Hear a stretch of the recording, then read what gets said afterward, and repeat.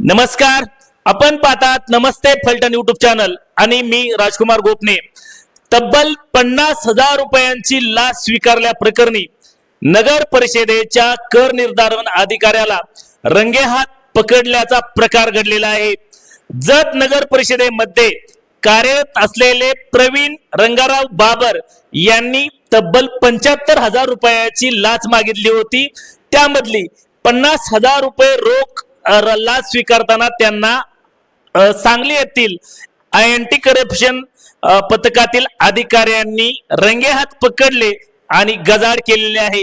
याबाबत अधिक माहिती अशी की 2025 सालच्या नगर परिषदेच्या निवडणुकीमधील व्हिडिओ चित्रांचे कॉन्ट्रॅक्ट एका फोटो स्टुडिओच्या कामगारांना देण्यात आले होते।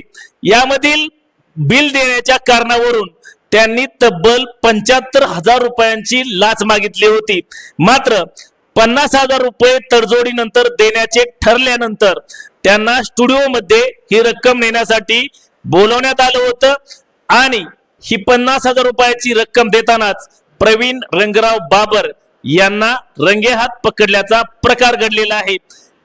या कारवाईमध्ये सांगली येथील लाचलुचपत प्रतिबंधक विभागाचे सांगलीचे पोलीस उपाधीक्षक यास्मिन इनामदार यांच्या नेतृत्वाखालील पोलीस निरीक्षक योगेश चव्हाण, पोलीस अंमलदार प्रीतम चौगुले आदी सहभागी झाले होते।